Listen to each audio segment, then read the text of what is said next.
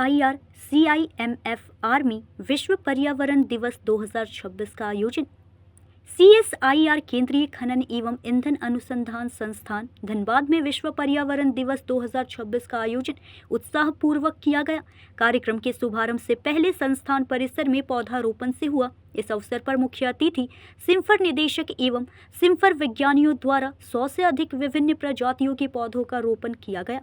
कार्यक्रम के मुख्य अतिथि भारत कोकिंग कोल लिमिटेड के अध्यक्ष सह प्रबंध निदेशक श्री मनोज कुमार अग्रवाल तथा विशिष्ट वक्ता राष्ट्रीय प्रौद्योगिकी संस्थान रायपुर के प्रोफेसर समीर वाजपेयी थे। स्वागत संबोधन में CSIR CIMFR के निदेशक प्रोफेसर अरविंद कुमार मिश्रा ने कहा कि विश्व पर्यावरण दिवस केवल उत्सव का अवसर नहीं बल्कि पर्यावरण संरक्षण एवं सतत विकास के प्रति अपनी प्रतिबद्धताओं की समीक्षा करने का दिन है। उन्होंने जलवायु परिवर्तन, जैव विविधता में कमी, प्लास्टिक प्रदूषण तथा सूक्ष्म प्लास्टिक जैसी वैश्विक चुनौतियों पर चिंता व्यक्त करते हुए वैज्ञानिक समुदाय से अनुसंधान एवं तकनीकी विकास के दौरान पर्यावरणीय स्थिरता को सर्वोच्च प्राथमिकता देने का आह्वान किया। उन्होंने कहा कि प्रत्येक व्यक्ति को अपने स्तर पर ऐसे कदम उठाने चाहिए जो आने वाली पीढ़ियों के लिए बेहतर और सुरक्षित पर्यावरण सुनिश्चित करे। मुख्य अतिथि श्री मनोज कुमार अग्रवाल ने अपने संबोधन में कहा कि प्रकृति केवल हमारी आवश्यकताओं की पूर्ति का साधन नहीं बल्कि मानव अस्तित्व और भविष्य की आधारशिला है। उन्होंने कहा कि BCCL responsible mining is sustainable mining की अवधारणा पर कार्य कर रहा है तथा व्यापक वृक्षारोपण, हरित पट्टी विकास, वैज्ञानिक खदान पुनर्वास, वायु गुणवत्ता प्रबंधन, जल उपचार, वर्षा जल संचयन और पर्यावरणीय अग्नि नियंत्रण जैसे अनेक उपायों के माध्यम से पर्यावरण संरक्षण को बढ़ावा दे रहा है। कार्यक्रम के दौरान NIT रायपुर के प्रोफेसर समीर वाजपेयी ने inspired by nature for climate for our future विषय पर विश्व पर्यावरण दिवस व्याख्यान प्रस्तुत किया।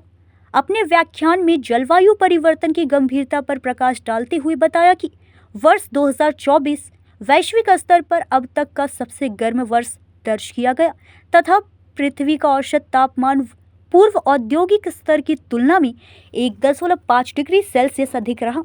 उन्होंने चेतावनी दी कि यदि वर्तमान उत्सर्जन प्रवृत्तियां जारी रही तो इस शताब्दी के अंत तक वैश्विक तापमान में 2.5 से 4.6 डिग्री सेल्सियस तक वृद्धि हो सकती है, जिससे समुद्र स्तर में वृद्धि, प्रवाल भित्तियों का विनाश, हिमखंडों का पिघलना तथा चरम मौसमी घटनाओं में वृद्धि जैसी गंभीर परिस्थितियां उत्पन्न होंगी।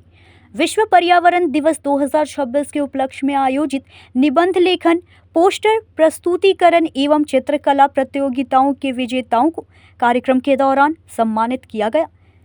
धन्यवाद ज्ञापन वैज्ञानिक जी, CSIR CIMFR इंजीनियर अमरनाथ द्वारा प्रस्तुत किया गया। समारोह का समापन राष्ट्रीय गान के साथ हुआ। नमस्कार, आप देख रहे हैं न्यूज़ इंडिया 24। मैं हूं नमस्कार, आप देख रहे हैं न्यूज़ इंडिया 24। मैं हूं आपके साथ पंकज सिन्हा। आज हम धनबाद के सिम्फर के एक इंडोर स्टेडियम में मौजूद हैं और बहुत ही सुंदर विश्व पर्यावरण दिवस मनाया जा रहा था, जिसका कि अब समापन हो चुका है। हमारे BCCL के CMD साहब यहाँ पे मौजूद हैं। हम चाहेंगे कि दो शब्द कहें कि भाई आज विश्व पर्यावरण दिवस के अवसर पे हमारे समस्त कोयलांचल वासियों से क्या बोलना चाहेंगे। सबसे पहले आप सभी लोगों को और हमारे जितने भी श्रोतागण हैं, समाज में जितने भी धनबाद के नागरिक हैं, हमारे BCCL के कर्मचारी अधिकारी हैं और ख़ास करके हम लोग यहाँ पर आज सिम्फर CSIR में मौजूद हैं। हमारे बीच डॉक्टर मिश्रा यहाँ के डायरेक्टर और डॉक्टर प्रोफेसर समीर वाजपेयी जी रायपुर से आए हैं। तो विश्व पर्यावरण दिवस पर हम लोग जैसे पौधा लगाते हैं, समाज के स्वच्छ वायु वगैरह की और जितने भी तरह से हो सके समाज में एनर्जी का बचाव करना है, सोलर सिस्टम का करना है, रिन्यूएबल एनर्जी का करना है, कोयले के द्वारा जो और ज़्यादा धुआं धक्कड़ हो रहा है इसको रोकना है। तो अपने धनबाद को कैसे हम स्वच्छ बनाएं, पर्यावरण दिवस के अवसर पर हम सभी लोगों ने शपथ लिया। सवेरे BCCL में भी हम लोगों ने मनाया और आज डॉक्टर मिश्रा जी के बुलावे पर हम सभी लोग यहाँ पर एक अच्छे प्रोग्राम में एकत्रित हुए हैं। मुझे मुख्य रूप से यही कहना है कि पर्यावरण और प्रदूषण बहुत तरह के होते हैं। पेड़ पौधा लगा करके हम समाज में वायु प्रदूषण और स्वच्छ वायु की तो परिकल्पना कर सकते हैं, लेकिन जो मानसिक प्रदूषण है खास करके धनबाद में, तो हमारा बीसीसीएल चूंकि कोयले के उत्पादन से जुड़ा है, तो समाज में कोयले से जुड़ी हुई बहुत सारी गंदी आदतें जो मानसिक रूप से कुछ व्यक्ति विशेषों के दिमाग में प्रदूषित हो गई है, और समाज में उस तरह के प्रदूषण को भी दूर करने में हम सभी लोगों को साथ में आके आगे बढ़ना चाहिए। बिल्कुल सही कहा सर आपने। पर्यावरण प्रदूषण को के साथ साथ मानसिक प्रदूषण को भी दूर करना अति आवश्यक है। Sir, trees are understand considered our green lungs of the earth, यानी कि पेड़ जो है वो मतलब कि ग्रीन लंग्स माने जाते हैं धरातल के।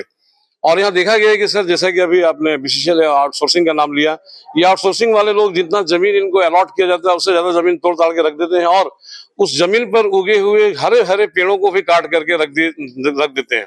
इस मामले में एज ए सीएमडी मतलब कि आपका मतलब कि क्या कार्रवाई करते हैं? नहीं, जैसा आप बोल रहे हैं वो पूरा सत्य नहीं बोल रहे हैं। इसमें देखिए, ये माइनिंग एक्टिविटीज एक स्टैट्यूटरी कायदे और कानून से चलता है। अगर हम लोग एक पेड़, स्वतः जंगल में ही कोयला होता है निसंदेह, एक पेड़ अगर काटते हैं ना, तो उसमें 2 पेड़ जब तक लगाएंगे नहीं तब तक हमको जमीन मिलती नहीं है। तो इसलिए एक पेड़ के जगह माइनिंग एक्टिविटी अगर हो रही है तो हम लोग 2 पेड़ लगाते हैं।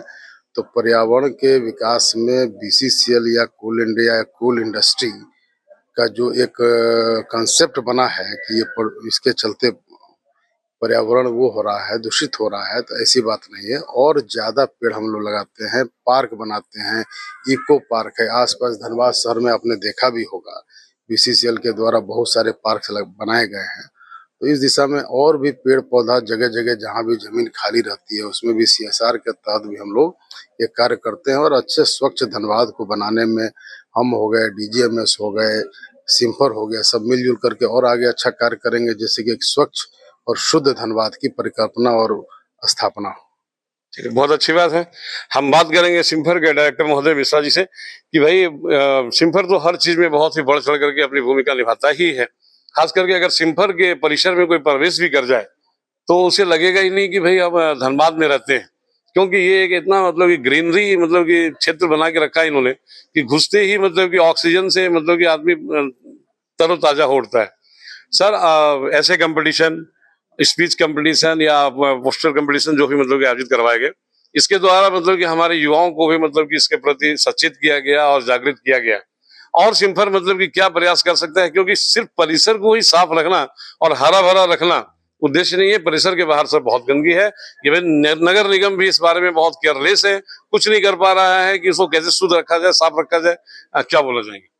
जी धन्यवाद, बहुत बहुत धन्यवाद आपका। हम ये कहना चाहेंगे कि आपने परिसर की बात की, परिसर तो बहुत ही हरा भरा है, बट इसके साथ ही चूंकि ये एक ऐसा संस्थान है, रिसर्च संस्थान है जो माइनिंग और फ्यूल साइंसेस रिसर्च पर काम करता है, तो हम लोगों की प्राथमिकता है और हम कर भी रहे हैं और बड़े बड़े प्रोजेक्ट अभी इम्प्लीमेंट कर रहे हैं, जिसमें जो माइनिंग करने के बाद ओवरबर्डन डंप है, उस डंप पर जो हम एफोरेस्टेशन करते हैं, प्लांट लगाते हैं, जो नेचुरल नीटी प्लांट्स हैं, उसमें हम अभी कुछ एक्सपेरिमेंट कर रहे हैं, कुछ R&D प्रोजेक्ट कर रहे हैं, जिसमें बायोडिग्रेडेबल मेम्ब्रेन के साथ में ऐसे केमिकल्स डाल रहे हैं जो माइक्रोब्स को अट्रैक्ट करेंगे, ताकि वहाँ जो प्लांट लगाए गए वो सूखे ना। वो एक बहुत बड़ी समस्या है, तो उसके ऊपर में हम लोग प्रोजेक्ट रिसर्च। धनबाद से सहयोगी संदीप दत्ता के साथ पंकज सिन्हा की रिपोर्ट।